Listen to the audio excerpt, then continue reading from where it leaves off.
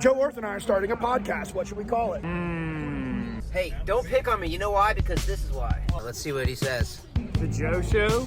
Give Joe the business? That's right. Cup of Joe. Cup of Joe. What is happening here? Would you listen? We'll give you a chance. Thank you. That's Joe. That's Rooster. And this is the Together We Shall podcast, episode 39. We have been on vacation, some might say. How are you, sir? I am well. Yourself? Dude, I got so much I want to say. Yes, I'm well, but like where have I been since episode 38? Well, of course, if you heard episode 38, listeners, you know that was with Camden, and he had just graduated high school and was off to Coast Guard boot camp. So fast forward the clock, he is in training week 3, or how they say in the Coast Guard, 03 of 08 weeks. We have been on an emotional roller coaster waiting just for any proof of life since the phone call. And we remain super proud. So that's what's going on since the last guest. Do you have a big highlight that you'd like to share with everybody that's been happening for the past 6 weeks, or not really? No, it's hot. Birthdays, Marine Corps stuff. It's hot. And we're recording this the day after Adam's birthday. Yeah, that's right. Adam had a birthday yesterday. Everybody's like, what is it? Who is it? Some people are still trying to figure out who Adam is. He's the lead singer of the Counting Crows, Adam Duritz. Anyway. He's not best friend Bob. He's just the lead singer of Counting Crows. Yeah, not to be confused with best friend. All right, dude. You know what? We should probably get into some real content because so far everybody else is just hitting the button that fast forwards 10 seconds. Yeah, that too. That's cool.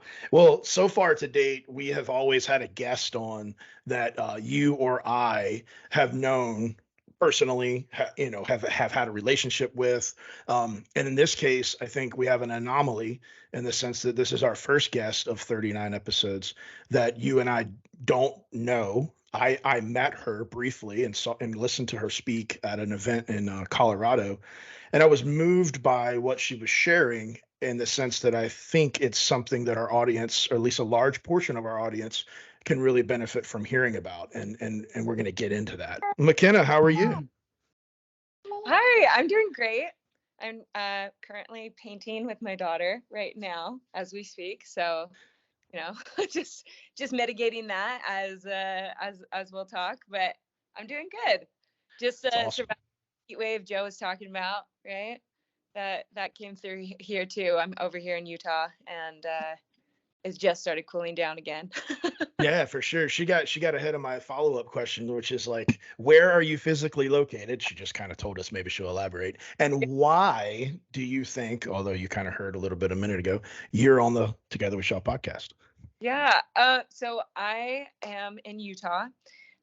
We live right next to Cottonwood Canyon, which is just a beautiful canyon up in the Uintas.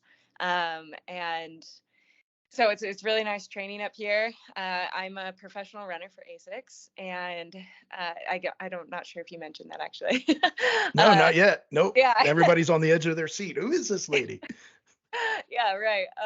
And I kind of got well known over the internet, I guess you could say, when I ran a 5-minute mile while 9 months pregnant.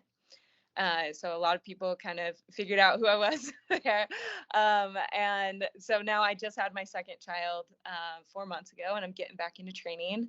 And I feel like Rooster and I, he mentioned we met in Colorado, and I was talking a lot about living a life of intention when I was speaking on this panel that we had there, and how it makes life just a lot more fun, and especially as a parent. And so I think that's why you brought me on. Okay. Well, time will tell. Yes. Again, thank you again for making the time, and have the whole family. This is a family affair, family podcast today. So I'm glad that your whole family's there. So it's fun. So Joe, meet my newest friend from ASICS, Makenna. Yeah. Nice to meet you, Joe. Hello, Makenna. Nice to meet you as well. I also noticed both wearing ASICS t-shirts, so yeah, and he's got a new hat on. So. Oh yeah, right. ASICS all around. This is great. Not like, I'm sure this was not planned at all. No, I guess it really wasn't. Just kind of happened. Yeah. Hey Joe, guess Oh, you go ahead, man. I was going to tell you something you were going to like, but go ahead. Oh, see, but I wanna hear what you were. Yeah. Man. Guess where You go first. Guess where I met McKenna. Guess where I met her. Colorado. Right, but specifically, what type of establishment? Brewery.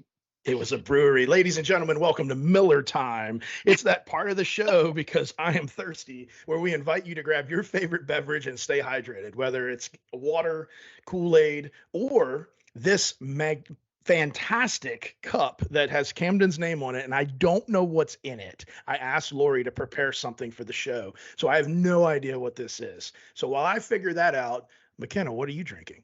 Oh, I'm drinking water. Water never gets old. I'm also a breastfeeding mom right now, and so I'm on the water train constantly. So it's great. Yeah, I figured it out. Kudos to that, but the like water never gets old. I get overwatered by like 10:30 in the morning. It's terrible. Like every now and then Rooster like will see me with like a big water bottle and he'd be like, "Yay, Joe, you're drinking water." And I'm like, "Yeah, it's boring." What's the mystery concoction? It's totally a Celsius lemon lime. It's got to be. So if you're a Celsius drinker, which a lot of people are, so many so that Pepsi like bought distribution rights, this is the best flavor, lemon lime. Anyway, not a sponsor. Yeah. But like I was in Target recently and they like were out of the cans. Like it was a pandemic situation. They had like the ones. And I was like, well, I can't do that. So I bought the packs, and I've been a fan of it. The packs. Celsius packs. Yep. So I have that, which is kind of like water, but also because it's Miller time, I do have beer. Fabulous. Well, congratulations on your beer there. Okay, now that we got all the formalities out of the way, you mentioned earlier living a life of intention, and I've had a chance to kind of deep dive into some of the content that you've put out there on your website, and the story that you share is really intentional about that. You know, the whole idea of being at BYU and being an athlete and running, and then ultimately getting to a point where the habits that you had formed may not have been all that intentional. They were just kind of like, I can do whatever I want to do health wise because I'm a amazing, fast, collegiate runner. Mm-hmm. And then suddenly that changed. Can you take us to the spot in life just to kind of form us up in your journey where you had that revelation of, dude, I really need to be more intentional about how I'm living my life? You know, it's funny because it's you can say that it's one spot, but it really was like multiple spots, right? Where I was like trying to change, and human nature is hard to change and habits are hard to change. And so it was definitely multiple falls and getting back up again that I had to, you know, kind of have that revelation again. Because I mean, it would start, I would say, even in high school where I matured as a woman and got curvier. I wasn't a little girl anymore, and running just wasn't like going quite as phenomenal as it was my freshman year. And my coach asked me to lose weight. He was like, you're gonna run a lot faster if you lose weight. And so I did that just the best way that I knew how, which at the time was, you know, it was like no fats, no carbs. Like, it was like, what was I eating? I was like trying to eat like straight vegetables, and pretty much just like no sweets. And that just like kind of started inching into some habits that weren't like super great, especially for like a developing young woman's body. And I think I was kind of lucky because I was on the side of things where I didn't really like deprive myself to the point that I was like losing bone density or anything, but I was building habits of like binging and eating just a lot more than my body, like not really feeding my body the way that it needed to be fed. And it was in a state of stress. You've got colored hands. I like it. Can you paint the paper? We've got paint all over our arms and hands. Great. No, that's perfect. Yeah. So as you're going through this journey, you know, you're not saying that you were maybe bulimic or anorexic, but you were making decisions that just eventually you realized they probably weren't the right decisions health wise. Right. Yeah. I definitely was like putting maybe like the ball in other people's court to like hold me accountable for like not eating super great or like getting to bed on time. And so then when those people weren't around, like when I went to college, then all of a sudden it was like this free reign of I could do whatever I wanted. And eat as much as I can, eat at the vending machine, go to bed at 2 a.m. and go out to parties, and it just wasn't conducive, especially to like an elite or collegiate like athlete lifestyle. And yeah, definitely freshman year, I got kicked off the team. That was one of the first times that it was like, so the range, yeah, like a reality check where I needed to. No, I'm not gonna hold your hand because you got paint all over it. You gotta paint the paper. That was, yeah, go ahead. No, I say our listeners love the realism of this podcast. Like, you are a mom 24/7. So even during the podcast, we're doing painting. I love this. So you get kicked off the team. You're like, I don't know, 18, 19 years old at Brigham Young University. How, did that take you to another place when that happened? Yeah, I mean, I just tried to start eating like quote unquote normal. Like I just wasn't, eating a pint of ice cream every night, or box of sugar cookies. Yeah, the sugar cookies, right? The whole whole bag of sugar cookies or box or whatever you want to say. You just get kicked off the team. You didn't just wake up the next day or go home that night and say, I'm going to make radical changes to not eat all these cookies. Like, you correct me if I'm wrong, but like that shock to the soul can also bring about a dark cloud. Like, did you have a dark cloud while you were still trying to make good eating decisions? Like, what's the timeline on all this?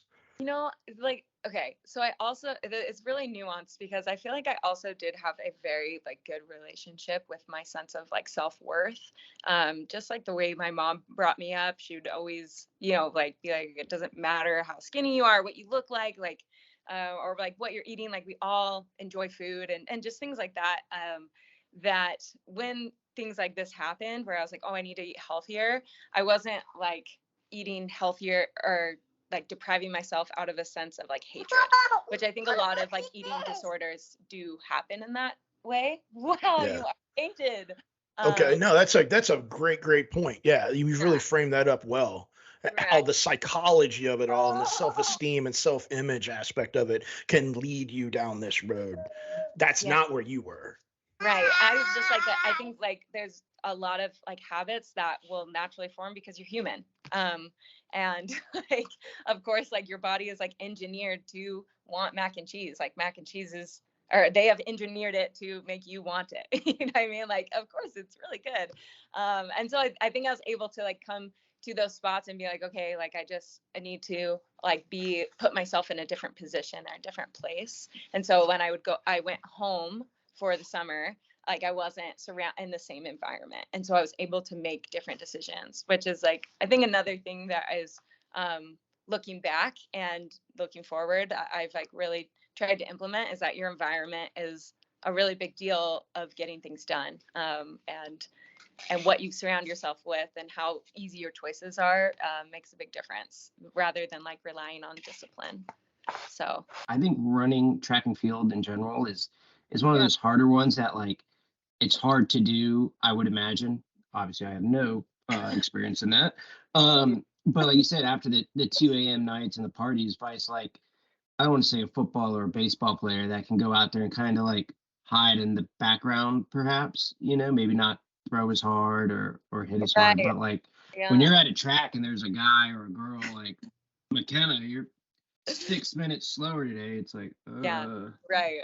Running, that is like the interesting part about running. Like the feedback is pretty instant. When you got kicked off the team freshman year, were you on a scholarship? Yes, I was on scholarship, and the team was really big my freshman year, and I think he was really trying to like make room for people, and so it was just kind of a big deal. And trying to like get money for new kids coming in who were a lot better than what I was performing at the moment. I think like that goes back to, there's some quote like fall off and fall hard, fall fast, but like get up and do it again. Like to put that scholarship in jeopardy, and then to be able to go home just over the summer and realign yourself and get focused and come back and gain that scholarship back out, get back on the team, regardless if you squeaked by or not. Again, I mean, a Division I athlete is, I mean, that's legit. So like kudos to like in a short period of time, the summer break from school, like figuring that out. That's awesome. How much of the food and the motivation for the scholarship was the issue vis-a-vis or as opposed to the idea of the Olympic trials? So that came a little bit later into the journey. So I made the team, and I was kind of just like, I didn't really have like a super broad vision of what was possible, what, even like professional running wasn't on my radar at all my freshman year and even my sophomore year. The next thing that was on my radar was just getting on the top 10 board, which is just like a list of the top 10 times that I've ever been run at BYU. And that was kind of like the next thing. And I remember I was sitting in the office with like some of the employees, and they were talking, this was my junior year, they were talking about the Olympics and the Olympic trials coming up, and they were talking about the standards that you had to hit. And that was kind of my first like realization that I was like, wait, other girls are doing this, like I can do this, and I want to do this. And that, I think my junior year was when I really started to look at the Olympic trials and be like, I want to do that. You do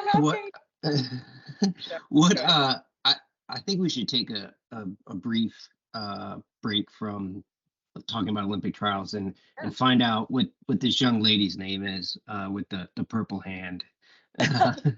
Who do we have here? Oh my goodness gracious! Oh, go Tigers! You this is are sacrifice to have a podcast happen. Is your child paints their whole body and wow, let's take a bath after. It's great. Yeah. So a lot of our listeners actually listen, so they can't see what we just saw. But if you're really intrigued, go to our YouTube and fast forward to this moment. But Makenna's daughter is covered in what we hope is water soluble purple paint. Yes. You are handling that way better than I would, as Rooster can probably explain. But a bath is for. Yeah, that's perfect. Or car washes, but yeah. Well, and what's her name? Her name is Kenny Lou. So Kenny Lou is how old? And you have 2 children, right? So my second is a boy, and his name is Wakefield.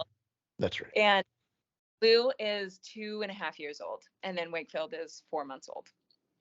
So 2.5 years old is to bring us back to the TikTok famous video of you running a 5-minute mile with Wakefield in your stomach or in womb. That's pretty special. And you didn't even know that it was going to be posted. Your husband did the video, uploaded it, and then it took off its own. So we can provide a link to that in the description or on our Together We Shall podcast Instagram. Was it Wakefield or Kenny Lou? Kenny Lou, but that's okay. Yeah, it was some form of a world or U.S. record, right? I mean, yeah. Unofficially? There's like no one official that was like out there, because I think you have to pay for like a world record. Well, I'll tell you this, it's on Wikipedia, as I'm sure you know, and I also think you're our first guest that has a Wikipedia page. But if I was Kenny Lou and when I can like speak more, and I would just walk around and be like, I'm an Olympic record holder. She probably crossed the line like first, right? Oh yeah, for sure. That's how I actually announced my pregnancy to my parents and my family. Was I told them I tied for second place, and there was a picture and there's nobody around, and everyone was like, wait a second, like wait. Nice. So they took a couple guesses, and then finally they guessed that I was pregnant. But you're right, she technically probably won, like, but I don't know, chest to chest, like her chest is right in my belly. If it was like, yeah, I don't know. That's good. I think there's a whole bunch of stories that we could ask about your running career and, world records and, 9 months pregnant runs. The thing that I really think that I want to dive into is this thing that you've kind of discovered through your running journey, which is that like running plans and running nutrition and even apparel and merchandise and all the things seem to be about how a man can run faster and how a man can achieve more things. But what you've done with that is you've spun that thing upside down and you've really become a big voice for all of those things as it applies to a woman. And I want to spend a lot of time on this. So, can you take us to the point in time where you said, you know what? I'm aware of this plan for me to run, but like I'm not a man and I have a menstrual cycle and I have different hormones and all that stuff. Because we're two dudes that are curious, but there's a bunch of women that I think could really benefit if you Yeah. would just dig into that with us. Totally. And you have wives and like you'll have daughters or you do have daughters. Like it's like that women are all around you. So I think it's really important to know, even if you're a man. But so going back to kind of, that tumultuous time, I guess, in college where I would show some promise and then things would just come crashing down around me and I wouldn't be able to sustain what I was doing. I would have some talks with people who would tell me things such as like, just listen to your body and eat like whatever you want.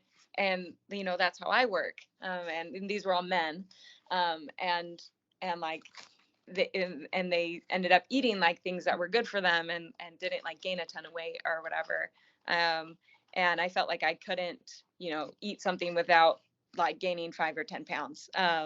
Is kind of where it was coming from. And my body was just in a state of stress trying to keep up with this. I started to realize that my body wasn't responding to training the same way as these men, and that there was like a lot of anxiety even showing up to workouts because I didn't know, like, is today going to be the day where I just feel amazing, or is today going to be the day where I can't move my legs? And I started to realize right before I had Kenny Lou, I listened to Dr. Stacy Sims' book, Roar, and had all this validation about my menstrual cycle and how just like when you perform better and when you don't perform better on your menstrual cycle. And I realized that like all of my best workouts and like best races were, a couple days after my period or on my period. And I thought I was just super tough. And then like a couple days before my period, I would show up to a race and be like, I haven't started my period. This is going to be the best race of my life. And I would just fall flat on my face. And I was like, I don't understand. Like literally the words that would come out of my mouth talking to my coach after was, I just didn't feel like trying. I don't know what happened. And come to find out that there's just like a lot of hormones at work, and it wasn't about me being tough. It was about the hormones that were working in my body that allowed me to be a little bit tougher at times. And then sometimes the hormones were working towards the carbs that were needed to align my uterus, and I wasn't eating enough carbs to keep up with that. So of course I felt more tired. Sorry, that's like a lot there, but No, I love it. Keep it going, man. Joe's got some questions, but keep that level of detail because people need to hear this. It's okay. Menstrual cycles are more than just bloating. Come on, y'all. This is 2023. Go ahead, Joe. When you talk about the carbs aligning your uterus, it's like that's a level of like, is it science, right? Science. That's like in medicine, that's like that's real. For men, if you eat a box of sugar cookies and a pint of ice cream, like you might have to, go to the bathroom or something like that, or you might just feel sluggish. But when you talk about a professional runner having to align, internal organs to perform is a lot different than the male having to align, a foot strike. So like you have more things that, and that's something I never would have thought of. You know what's funny though, Joe? Like I would say it sounds like so complicated, but it's actually not. Honestly, just even empowering yourself with the knowledge of knowing like what is going on in your body, and that maybe sometimes you're not going to respond quite as well as you would other times in your cycle, just helps you move forward instead of like even without applying anything. Like don't apply anything that you've learned about like the menstrual cycle. You just know like, oh, okay, this workout didn't go so hot. I know that like the week of my period and after my period, it's going to go really well. So it's fine. It doesn't get to you and you're able to like continue with your training cycle, which I think is like that was a huge step for me to be able to like not look at that as a runner and be like, all my talent is gone. All my hard work is gone. I don't know what happened. Like I think how long did it take you, I guess, how old were you, and or how long as a runner, whether, child, high school, college, professional, to realize that? I mean, yeah, that didn't happen until I graduated college, and I think I was about 2 years out of college when I realized that. So I want to empower girls who are younger in high school and starting their cycles to understand that. Yeah, and so that's the great message for anybody, any mom, any female, any dad of an athlete, or even of your own child, like to sit down and have a conversation. So earlier you mentioned Dr. Sims wrote a book called Roar, something about matching your food to fitness. Is that like the primary source, or is there other ones out there? Yeah, no, there's a lot of other really good books. One I recently read that is also really good and takes a little more of a different take on like women and being involved in sports is called Up to Speed by Christine Yu. And that one's also, really good. So all of a sudden, like one day you realize, oh my gosh, I have a cycle, and this cycle is going to be tied, like the carbs that come in and align my uterus and all the science behind this. Once you figured all that out, that gave you like greater knowledge into frankly how to train and how your body was going to perform. Like what I'm missing is, when did that like happen? Right. Yeah, that happened. So my husband and I, we moved to Australia for his work. And I was training with Melbourne Track Club, which is kind of just like the professional runners over there, trying to, just surround myself with people who are better than me. And that was about 2 months before I got pregnant with Kenny Leo. So that was like right before COVID. And running was starting to go really good as I was like trying to apply all of these things. And feeding myself a lot more carbs.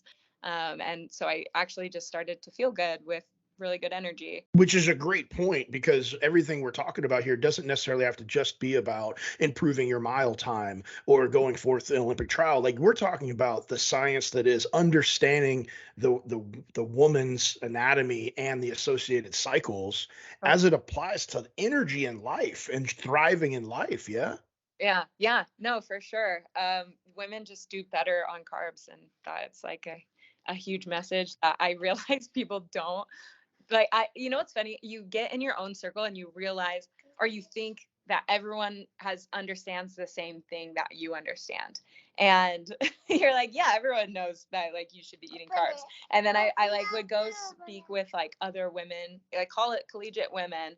And it was like a revelation. Like someone needed to tell them, like, you need to eat more. Like you need to be eating carbs. Like this is going to make your life better. You're going to have like a healthier endocrine system, which is going to, help with your menstrual cycle. And anyway. Yeah, no, that's solid. That's solid, Joe. There's a lot to digest. I know, it's a lot. It's so much easier to eat two Snickers and go than anything else. And it's like my wife and I were just talking about last night as we were building out a 10-week meal plan to try to like get nutrition back on check. And I'm scared to tell her that would you say women do better on carbs, because she's gonna like go carb heavy, and I'm gonna be like, God, that's gonna put me down. Like it's I am not that guy.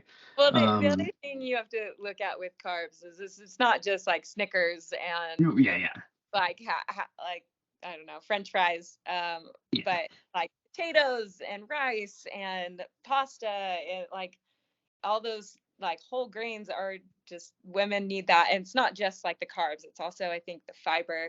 I think there's been a bit of science that I can't speak specifically to, but that that fiber is also like really helpful just to your menstrual cycle, and more fiber is really important. Well, I don't know if Rooster can talk about fiber, how it relates to the menstrual cycle, but Rooster can talk about fiber.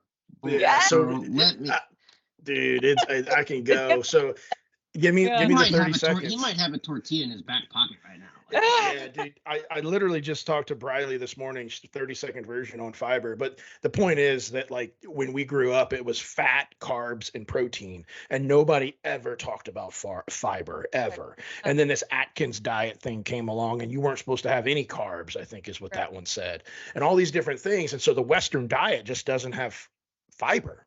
And then when some 40-something-year-old, boy from Louisiana who grew up in the Marine Corps was in the hospital for 5 days with diverticulitis, he learned a whole lot about fiber. And so now I have a lot of fiber. But what I'm learning in the process is there's so many things, to your point, Makenna, like avocado has 9 grams of fiber, but it also has good carbs. Like a banana has 3 grams of fiber. And these are things that you can integrate into your diet at any point, but we just don't grab those things.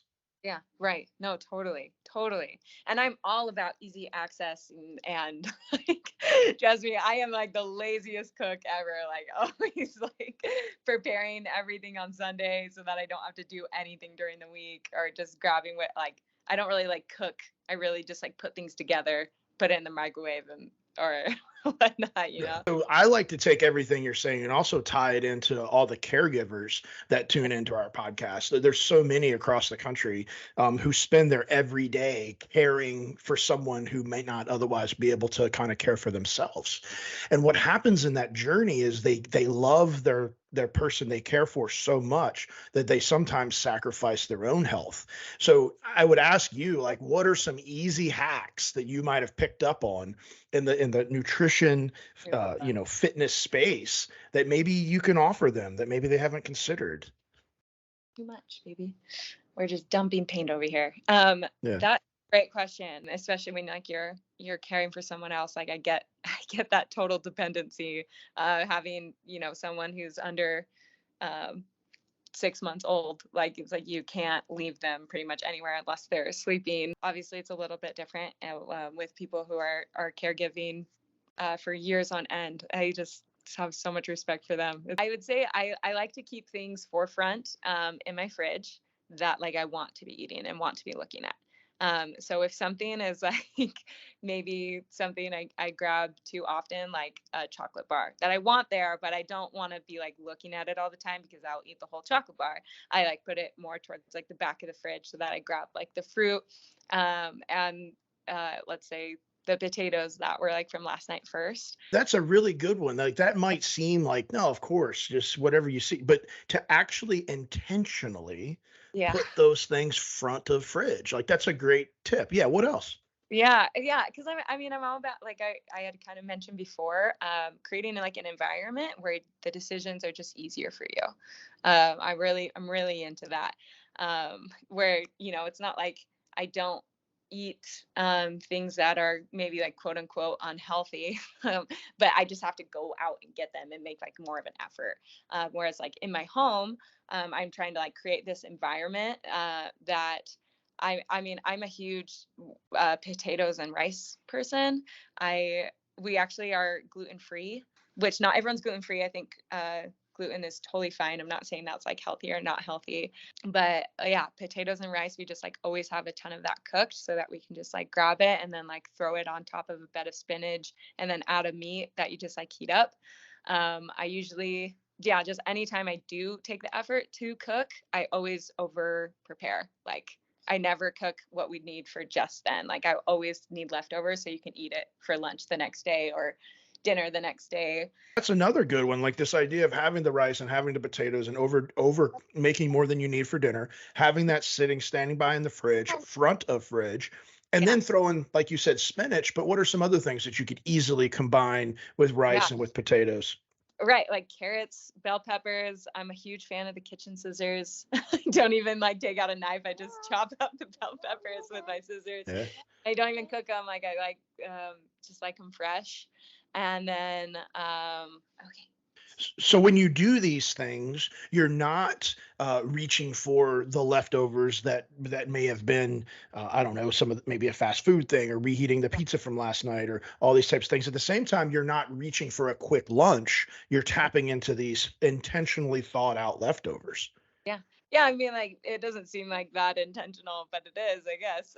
It's nothing fancy. It's always like very plain, very simple. Get your carbs, protein, and then try and throw some type of vegetable in there, whether that, like I mentioned, carrots, spinach, broccoli, What else? Beans are awesome. We love beans. When you're caring for someone, you know, Yeah. sometimes this idea of like preparing a big meal and doing the cooking and all the things, like that can be a daunting task to do that day in and day out. And then at lunchtime, you're just looking for something easy. But what you're offering here is like, instead of making 2 cups of rice, make 4, and then take those extra 2 cups, put them in the fridge, and then frozen broccoli can easily be, I mean, there's so many things like that.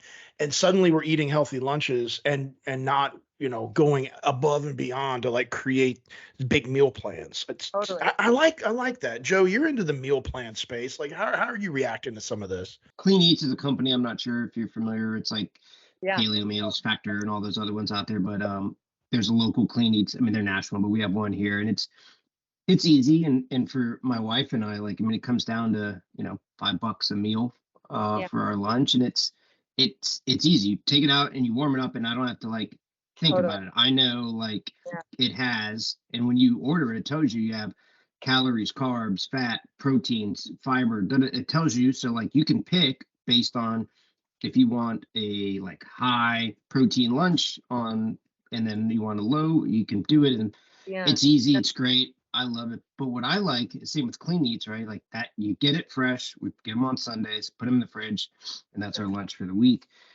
But everything that we've talked about in the last couple of minutes about this, we never mentioned the word like pantry or cupboard or something. And that's where I live. That's my spot. That's where the Doritos are. And that's where, you know, everything else is. And it's like, it makes you think like that's probably why like the shift, if you would, of nutrition and health for Americans is because when you go to buy a house or something, you're like, man, that's a big pantry. You're not like, that's a kick-ass fridge. Like, and sorry, Kenny Lou. You know what I mean? Like the fridge is the fridge. It's the same size. Like you can only get so many healthy, perishable things in a fridge before you have to get another fridge. Where that pantry, that box of sugar cookies is going to last a long time or until you eat it. But I do like the idea of the forefront. That's something that I never thought of. I mean, I open the fridge right now and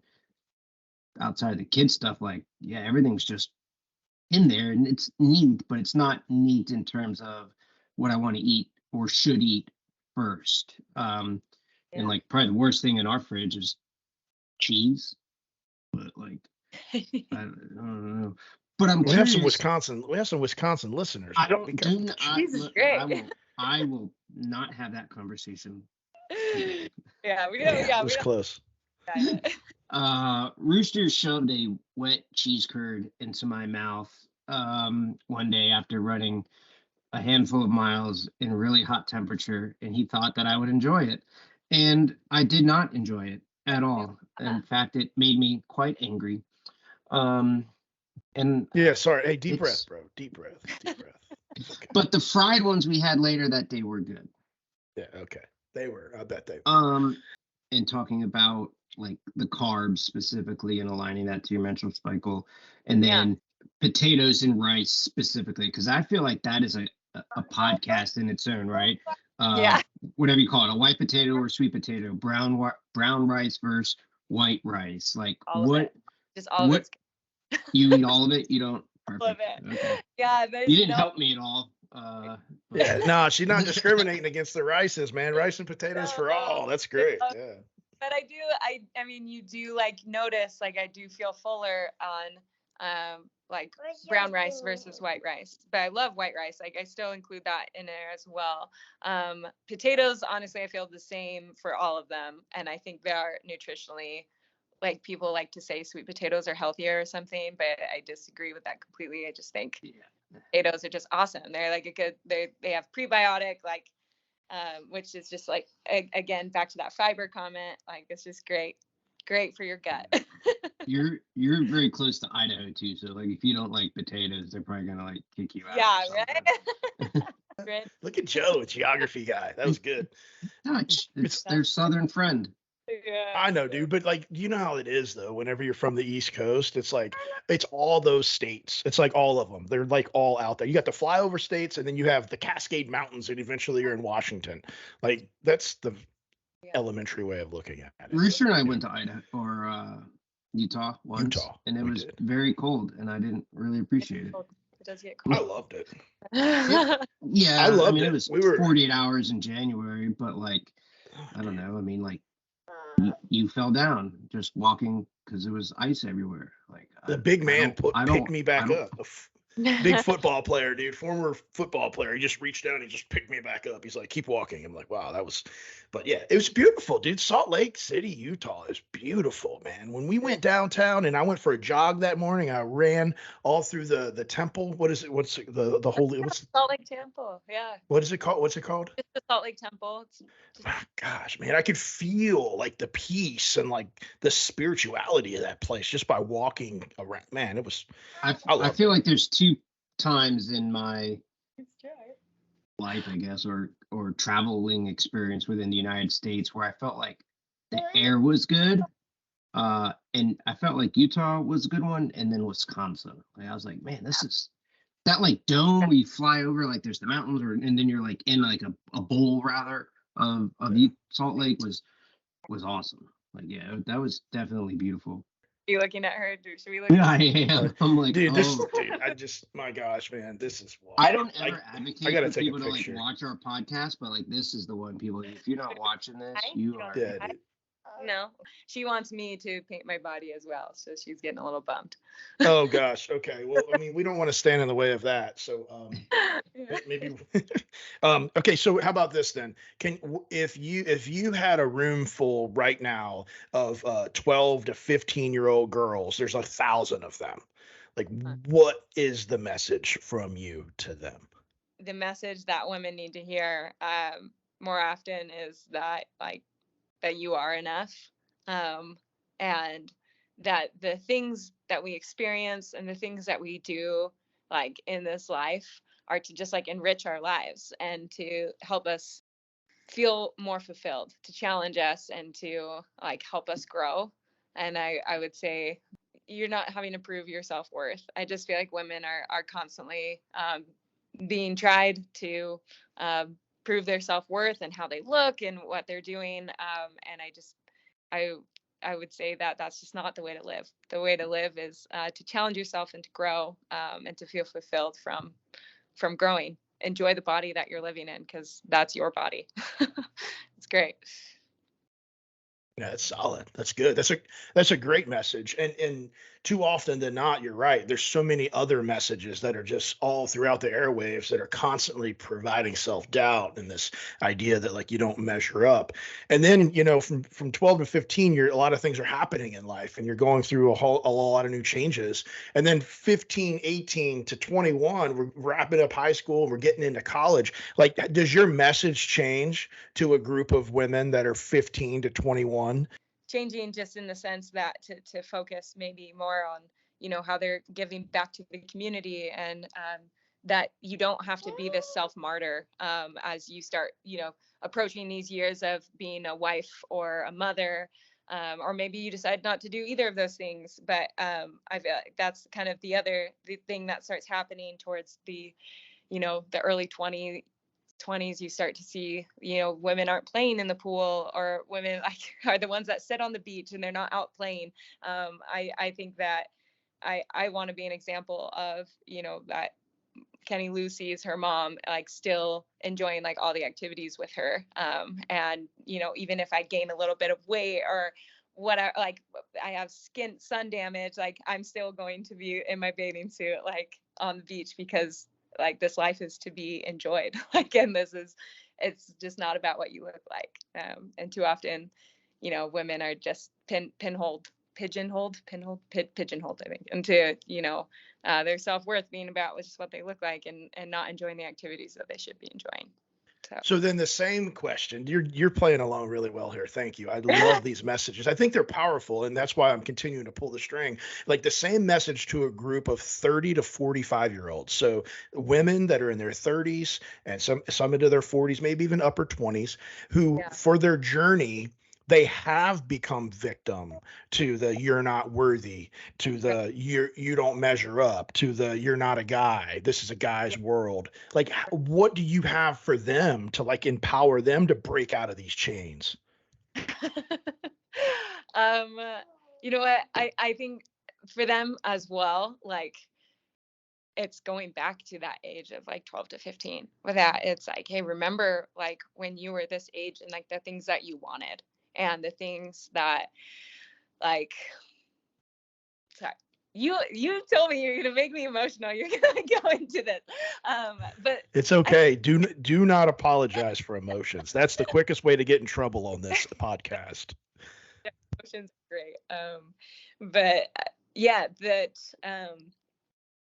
you know, there are things that like I think back to I'm 31 years old.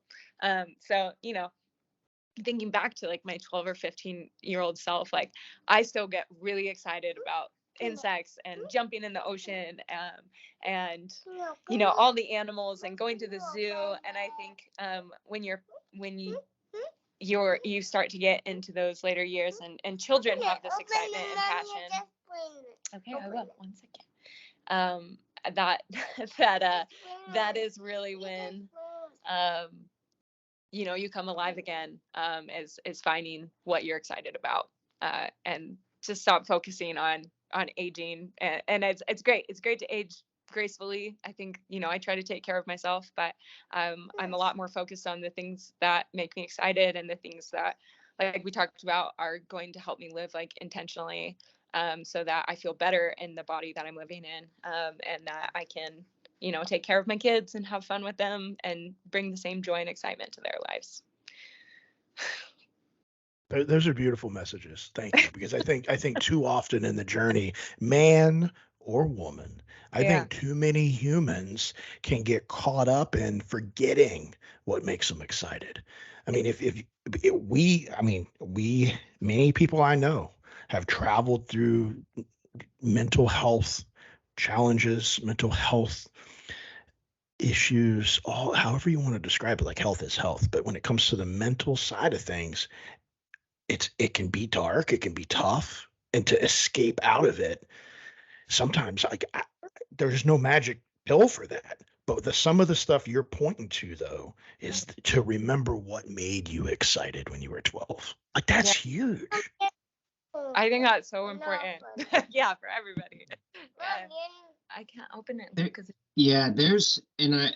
so while taking some notes here in the last 8 minutes, Makenna, you said enjoy the body that you're living in, and then feel better in the body that you're living in. And I mean, that's like, I think Richard hit the nail on the head. Like, they're you know, male or female, that doesn't matter, because a lot of that, if you are not enjoying the body or feeling better in the body that you're living in, that leads to depression and anxiety. We probably hit, 39 episodes. I would say at least 80+% of those, 30 of them, we've talked about stress and anxiety and depression and like just feeling down. So reminding ourselves as humans to accept our body and feel better, you know, take care of it, but it is what it is.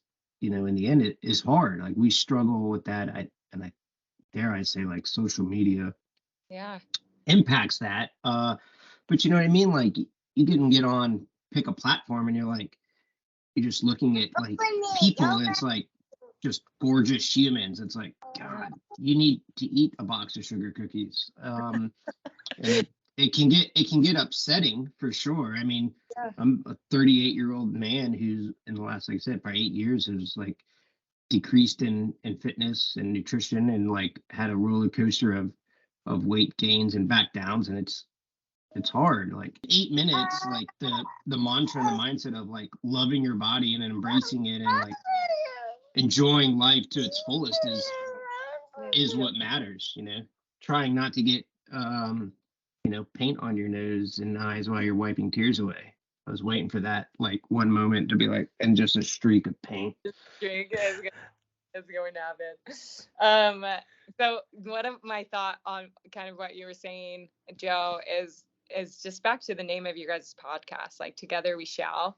I think it's so important that you're building a community of like people who, you know, are going to support like what you're doing.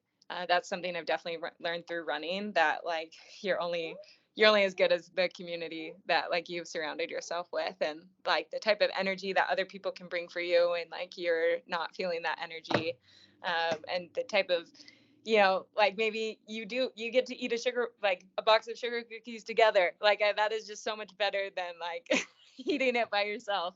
And then, you know, then you can go be like, hey, let's also, you know, eat our refreshing salad as well. And when you build a community together, I think your life is just like more fulfilled. And it doesn't matter if like you don't have to be like the healthiest person ever, I guess is what I'm saying. No, it's true, and like the community thing is spot on. I mean, was it Rooster 2011, 2010, whatever? Like one of my first races. Period. I was not a runner. I ran because the Marine Corps told me to. But since then, I could probably count on both hands the number of friends, maybe even one hand, that like are my friends that are not tied to the running community. Or the inclusive community, right? Because for myself and Rooster, it's essentially one and the same. And it could have been the bowling community, you know, as some friends and I have said about Ainsley bowling, you know, like it could have been that, but it's the running community. So yeah, community is the key for sure. Yeah. To name your podcast that, Together. The mantra of Ainsley's Angels has been together we shall accomplish so much more for so long, and now it's actually like in our mission statement, and it's kind of evolved and become this beautiful thing. So thank you for recognizing the title and the power of the title. This together thing, man, it's great. We got through it, Makenna. Like you did it, rock star. We're through the podcast. Like we have a couple more things we're going to do to wrap this thing up. But I tell you, thank you again for your time, and thank you so much for bringing the family and for bringing the paint and for having fun, and frankly for just being no holds bar. Like you just brought it. You told us exactly what was on your mind without any filters, and we appreciate that. Good. No, thank you. Thank you for listening. I think it's great. It's great that we get to talk. I do have 4 questions. One, Makenna, what event do you run or events? So, I mean, I'm a distance runner. So I'll drop down to the 5K, 10K, and then do the half marathon and marathon. Okay. That's awesome. So I don't know, but in October, how this aligns with your training plan and your race schedule, but at the end of October, it's the Marine Corps Marathon. You may be familiar with it. It's called the People's Marathon. We are a proud charity sponsor for the almost 10 years in a row, and would love to see you in October running in some Ainsley's Angels gear that's pink, but you can answer that later. That's fine. Yeah. Where is that? Washington, D.C. Okay. My brother's having a baby out there, so you know, I may very well be out there. That's the furthest I think we've ever gotten in 39 episodes. Like I heard okay. So in my mind, I'm like, she just committed. She's saying, I heard you're saying there's a chance. You're saying there's a chance. Like, so what does, now I'm jumping in. So does that even work in your training schedule for you to do 26.2 on like October 28th? No. Okay. All right. But there's got to be like a half marathon option, right? There's not. But you don't have to go out and run a 2 something. You could run a 4 something and push with some awesome people, a rider across the finish line. Right. But we can talk about that. I'm sure Rooster and I can come up with a pretty cool plan to make that work. Yeah, what did you say, Makenna? I didn't hear you. So I'm gonna hit you up about that and see kind of what my options are if I can do that, because I am doing a marathon. Is this right here, Rooster? No, this is Rooster right here, and then that's Joe. Yeah. Hi, Kenny Lou. The name Rooster's got her totally. Yeah. Yes. I will let you know. I have a marathon October 1st, so I will be recovering. Oh yeah, that's a good taper. Just come out and stretch the legs out. Yeah, you know. But yeah, hit us up. And then for anyone else listening, watching, this is going to be released by with 2 weeks left in August to solidify our spot. The race is sold out. The only way to run Marine Corps Marathon is on a charity bib, and we, Ainsley's Angels, have one for you. Email Joe at ainslesangels.org for anyone listening or watching, and we can make that happen. Love that. Well done, Joe. You got that in there. That's good. All right, you have 2 more you were going to ask. 2 more questions. What is your mile PR? So I ran the Gene Mile for mental health awareness. I ran a 4:37 and jeans, but I haven't ran a all-out mile yet. That's my goal. Is I need to get like a clean. I think she just said you were running fast, mommy.